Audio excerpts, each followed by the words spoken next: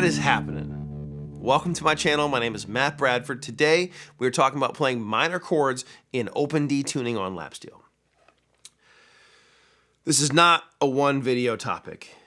There's a lot going on and there's a lot of stuff we got to deal with, and it's not a one topic video because the reality is that minor chords don't exist in a vacuum. And so there's a lot of ways to approach this. There's a lot of ways to deal with this. But let's start here and then let's see where we end up. Okay, well, let's start with this. This is going to work. What we're talking about is going to have to work for every chord that is not a major triad. Major triad is laid out straight across the frets, right? It looks like this. We can play that all day. As soon as you get to a minor chord, and that's a D minor, the other one was a D major, we start to run into some problems. We can't play everything straight across. Now, I have a few asides real quick. If you're looking for, I'm putting a lot of information up here on the with the diagrams and stuff. I'm putting a lot of information up here. If I'm saying to you like the 2 is over here and we've talked about where the 2 is in previous videos, but hopefully if I'm saying to you, I'm playing a 2 note and the 2 note I'm playing is here, and you can see where I am on my fingerboard, and I'm saying this note. If you can't figure out where that is using your ear, then what I would do is I would pause the video right here, listen to this note, and then find a way to play it back. Right? Here's a 4. Okay, here's a 7.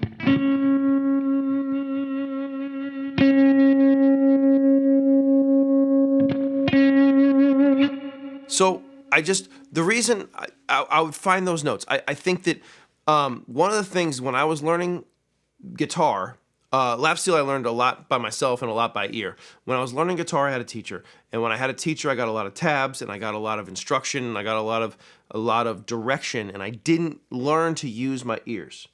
And I think that really held me back. So if you can't find those notes, if you're listening to the backing tracks, if I have a really complicated chord change, I'll put it up. But for the most part, I don't list the chord changes because they're all in a key. And hopefully you can start to find those chord changes and you can find the stuff that's happening, because this is more important than anything else we're going to talk about. Okay, so now to the diagrams. A triad, a major triad, straight across the frets. A D major triad at the 12th fret. Okay, a D minor triad is only one note different. I'm gonna put it right here. 1-5-1 flat 3. That's the only the difference between a major and a minor chord. You're flatting the third of that chord. Okay, that's D minor, and then we have the D major. Now, just because the other naturally occurring chord in a major scale is diminished. See what I almost did there? Here's how I would play a D diminished chord. 2 notes are different.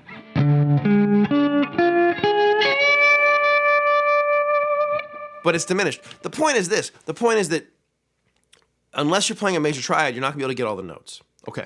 So we have to learn this, though, in context, because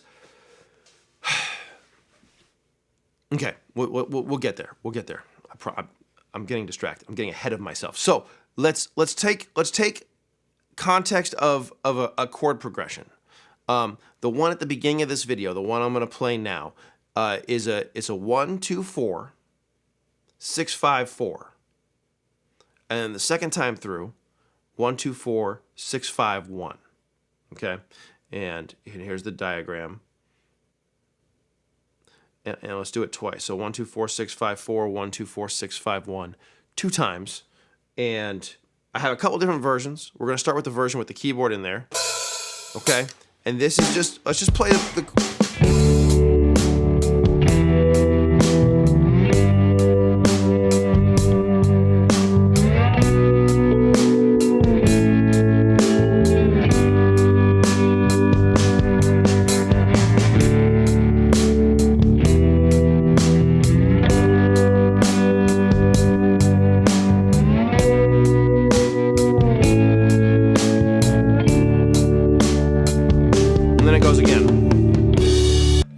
So right off the bat, if I'm just trying to fill in those chords, right? We have a keyboard playing the chords, we got a bass, we've got drums, we've got all this stuff. I'm gonna play my one chord with the third. Okay, bottom 4 strings, bottom 5 strings in this case. My 2 chord, I'm just gonna play the bottom 3 strings. And then my 4 chord, I'll play the bottom 4 strings.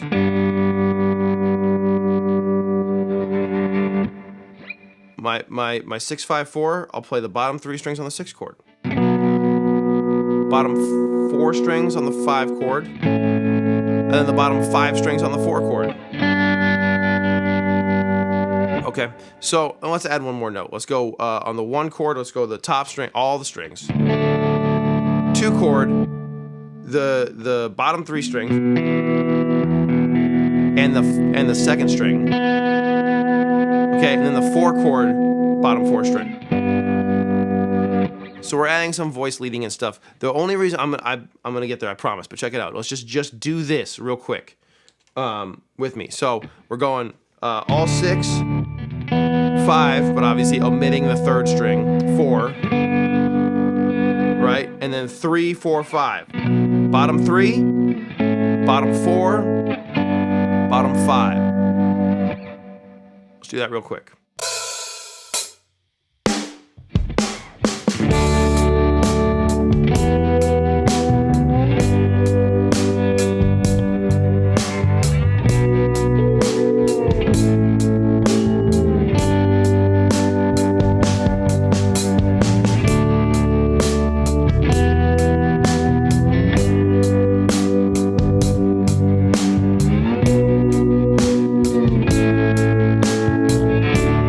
Second time around, that's a major chord.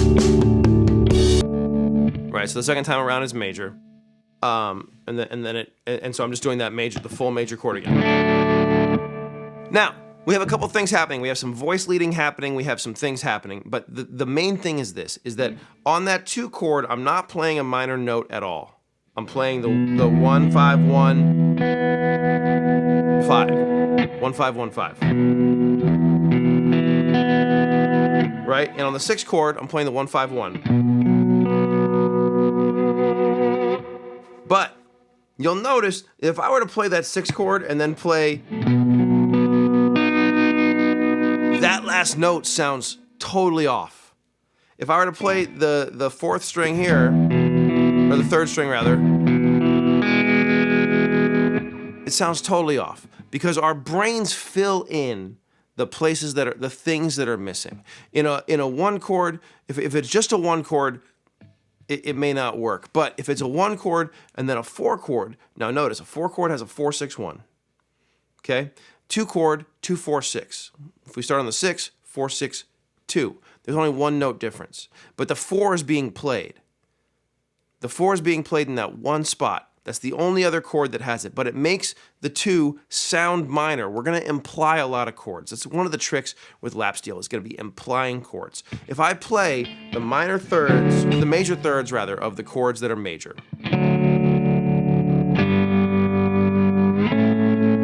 then when I play a minor chord, even if I don't play the minor third, that sounds minor. If I play this, that sounds out. It has to be that. It has to be.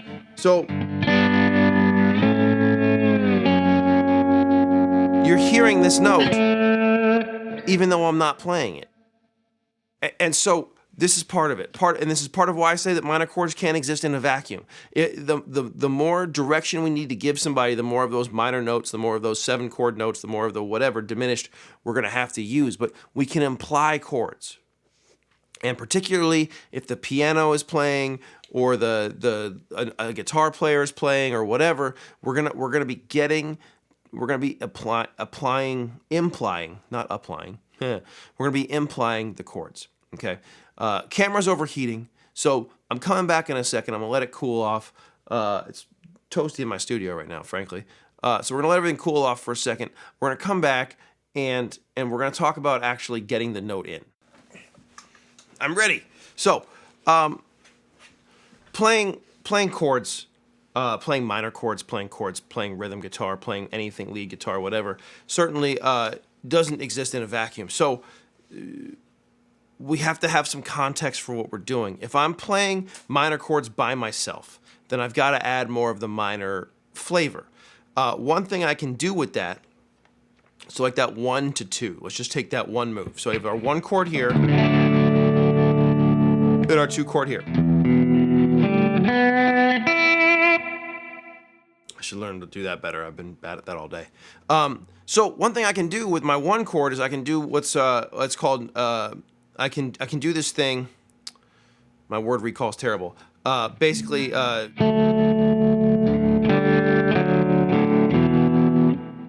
don't know what that's called. I'm adding the 4 instead of the 3, and then taking it off. And I can't remember what that's called, but it doesn't matter. Suspending. I'm doing a suspended 4 chord.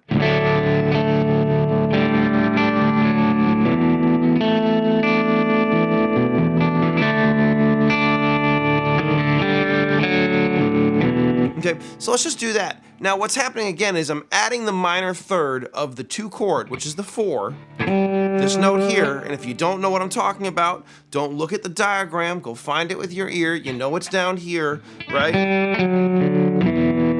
But you're hearing the minor third of the 2 chord before I play the 2 chord.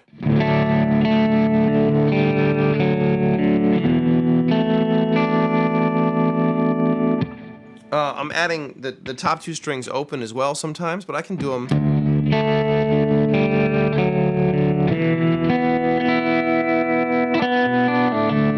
If I were to play this note, it doesn't sound right. It doesn't sound right. So even though I'm not playing the 4 against the 2 chord, I'm implying, especially by doing it beforehand, that note is in your head. So I can keep my roots, and you're hearing the rest of the chord changes because our brain is used to the scale, right? Our brain is used to... we're used to that.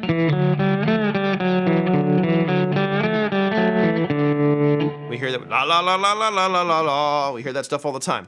And then also because, again, I'm implying that chord here, right? If I go to my 3 chord, which we haven't talked about at all, it doesn't matter, because what are the notes in a 1 chord? 1, 3, and 5. What are the notes in a 3 chord? 3, 5, and 7. Okay, so the notes in a 3 chord, 3, 5, and 7. It turns out, and I think I've covered all this in a few videos. So if it's too fast, I'm sorry, but we got to get through the minor chord stuff. 3, 5, 7. Well, okay, 2 of those notes are the same as the 1 chord. So when I play this, all I have to do is play this. That sounds minor. Because I've been playing these 2 notes, the 3 and the 5, as part of the scale. Now, on my 3 chord in an open tuning, that's my third. So I can play these 3 chords, these 3 notes closed. I can play my 2nd string open, and that actually gives me my minor chord. That's actually the full minor chord. A lot of times I add the 1 as well. It's because it sounds nice. But when you get in with more people playing, you can't do that stuff. But if you're playing by yourself, if you're playing with yourself, I'm a child, then you have more space that you can take up. So again, I'm implying chords. So let's take that same chord progression, right?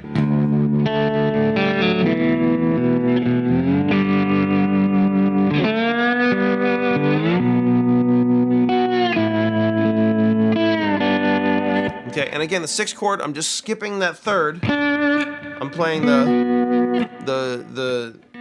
I'm playing 1, 5, 1, 5, right, of that chord. I'm skipping that 3rd string.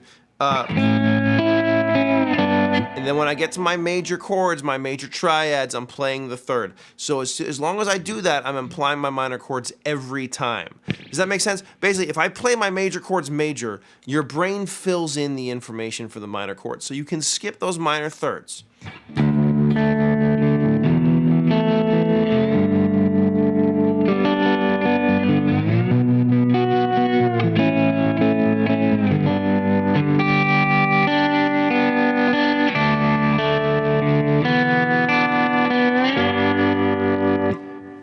hearing the minor chord the whole time. Now, let's add some drums and bass. So now, just the drums and bass. It's the same track as before. Now it's the drums and bass, but it's giving me a little more space. Because the bass is playing the root note, I can highlight some of the minor notes more. Just drum and bass.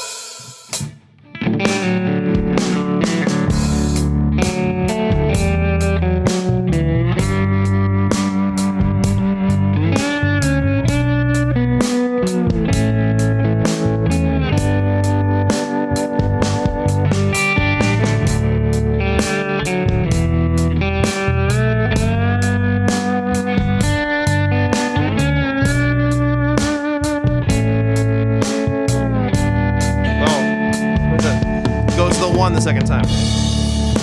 So I'm just thinking on my headphone cable, it's driving me nuts. So you see what I'm saying though? Like at the beginning of that, I think I did something where because of the when that 2 hits, I'm playing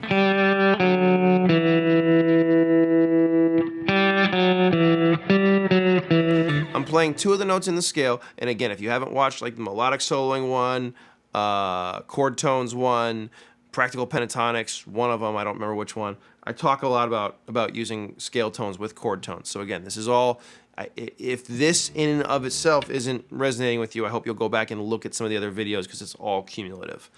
I'm grabbing the minor third first while the bass is playing the root of the minor chords. So I can grab, okay, real quick, voice leading, real quick. A lot of times I can start with my highest string. If I'm going up, 1, 6, 6. The highest note isn't change. It's not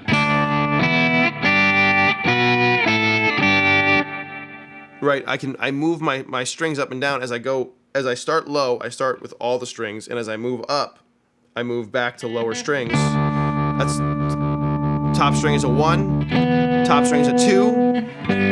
Top string is a 3, top string is a 4, 3, 2, 1, and so the top note isn't moving as much as the bass notes are, and so you get a little more movement. But check it out. Let's do that with the bass again. And this is again. I'm just gonna try to grab. I'm grabbing less notes. I don't need as many notes. That's the other thing. This is okay. Let's do it one more time, and then I want to drill this point home.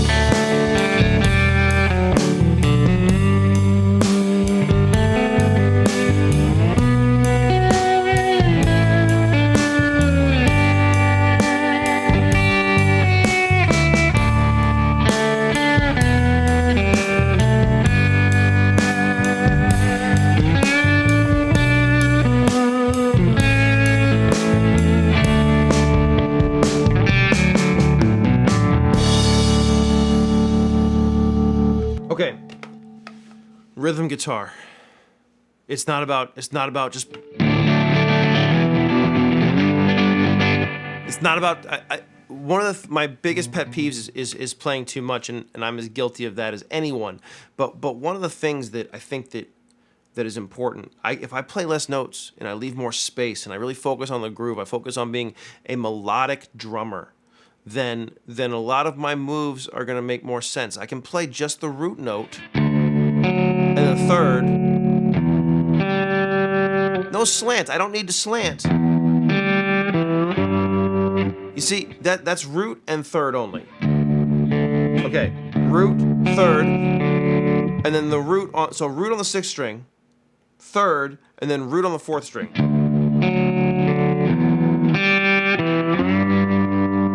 And then that's just the root.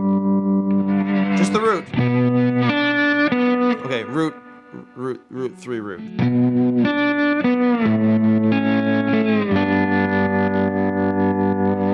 So here's another one. I'm outlining the chord. I'm not even adding the fifth at all. I'm playing root 3 root, and you're hearing everything. You're hearing the whole thing. Oh.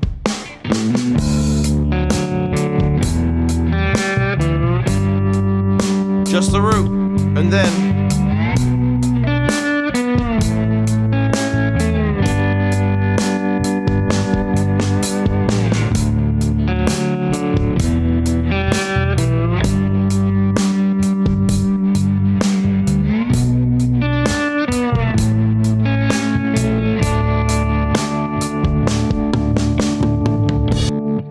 I don't know anyone who wouldn't want to hear that if they were running the record and they were like, "Yo, I need you to play something." I'm covering up a lot of.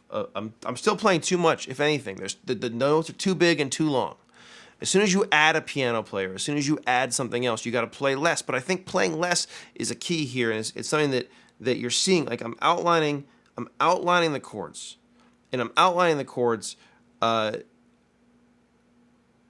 I'm not even using all the notes. You don't have to play all the notes. Your brain is going to fill it in. So I think playing less is one of the biggest lessons here, and especially as you start adding instruments. So if it's just you by yourself, then you got to do more to outline the strings, outline the chords, outline the shapes, etc. Especially if you get outside of the key, which eventually we're going to get to. But I want to focus on this. We're staying in the key of D major. We're playing 2 minor chords. But there's also 3 major chords in this progression, because that's how a lot of major progressions work. And you're gonna, because of those major chords, because it's easy to grab the full major chord, we're creating we know where the minor chord is. I'm playing just the 2 and the 6, second string, first string, 6th string, and second string. So when I play my 4 chord, we're hearing the whole 2 chord. If I play this note, it sounds way out. That would make the 2 chord major. Right? Okay, so one last thing, which is gonna be, now the battery's dying in the camera. One last thing, and then we're going to talk about which is once the piano's in. All right, once we start adding more stuff, the more stuff that's involved, the more stuff that's playing, the smaller the footprint you want to make. And this is so much more important than like, how do I play all of a minor chord? Is how do I play within the context of everything else that's going on? Okay, so minor chord, just me. Hold on, let me change I got to change the battery. I'm getting all excited. Okay, so playing within the context of what's happening around you. Okay, so there's a couple things. For me, this is way more important than playing a minor chord or a major chord or whatever. Obviously, you need to have that knowledge. Obviously, that's very important, is knowing what notes to play. But as the track gets more as there's more people playing, you want to play less. One of the things that I am reminded of regularly, I get to work with a lot of people who aren't necessarily professional musicians.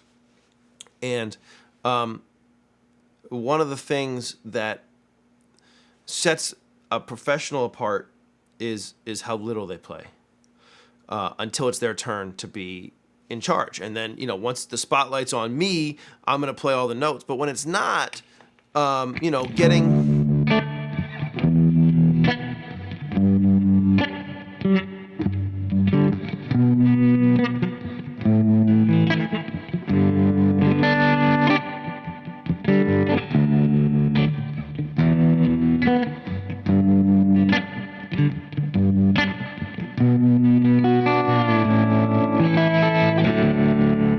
trying to take up as little space. I mean, there's some big, but I'm trying to take up less space. I'm trying to really focus on the groove and take up less space. And you're hearing the minor chords because, again, I'm implying them, and we've been talking about this the whole time. But I'm playing them less. So let's add the piano and check out how much. Now I'm really focused on the groove.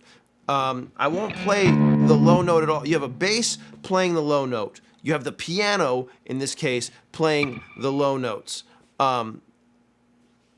So I need to focus on rhythm and playing a little higher up. But again, it's all about groove, and I'm still going to use just the notes in the chord shapes. But now we have a bunch.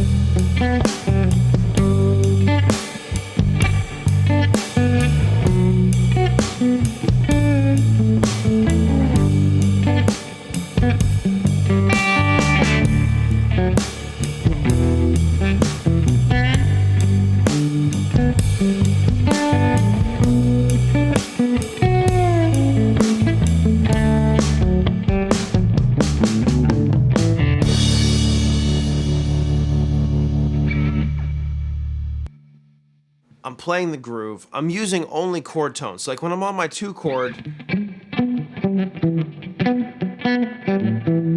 right? When I'm on my 4 chord, 6 chord,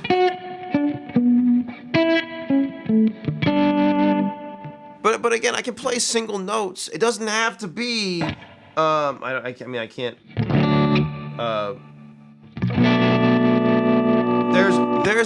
There's a minor 6 chord because the 1 is the 3rd of the 6 chord. Right? I can play my minor 3rd.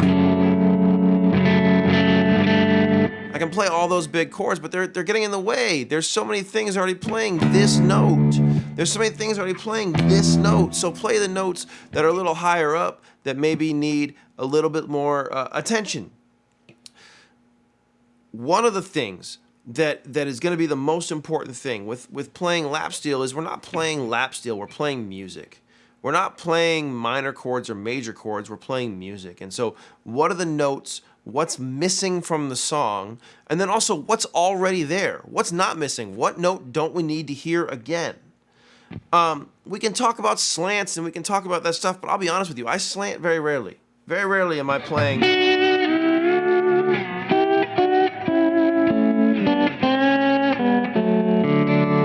Like it's just not, that's not in my repertoire that much, and as is evidenced by the playing, but it also, I don't need to, right? Let's do it again. I'm not even gonna play the thirds. I'm gonna give a little chop on the 2 and the 4. I'll play a little bass note again here. Maybe I'll try to add a third, but. Let's see. I mean, we're just trying to play. This is with the piano. Check it out.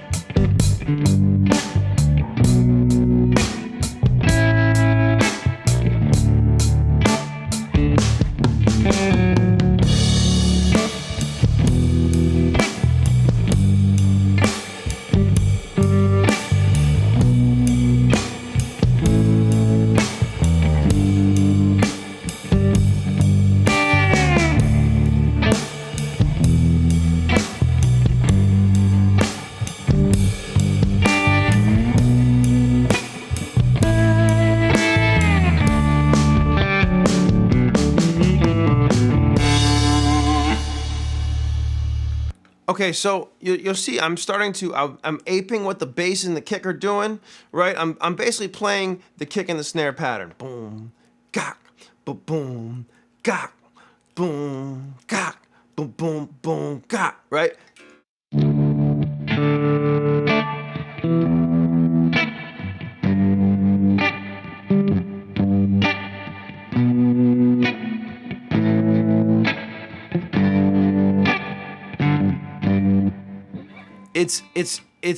I'm fitting into what's happening around me. I'm using my ears to make sure that the things that are happening, I'm fitting in with that, as opposed to like.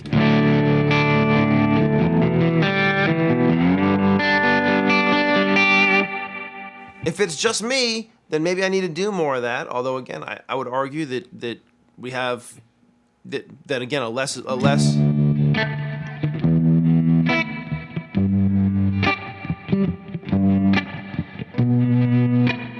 Like, to me, that has a lot of groove to it, and it gives you some place to go, obviously, which is important too.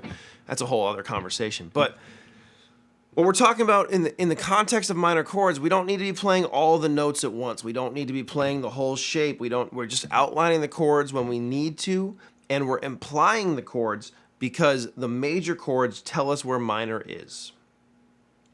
I hope this made sense. I hope that as I cut this together, it makes sense.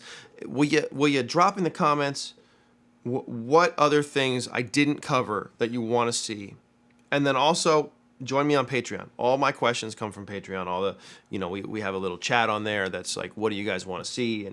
And so I'm trying to get my inspiration there. And hopefully I can do more of these and keep this going, because it takes quite a bit of time to do them. And so I'd like to make them pay for themselves eventually. But I hope this made sense.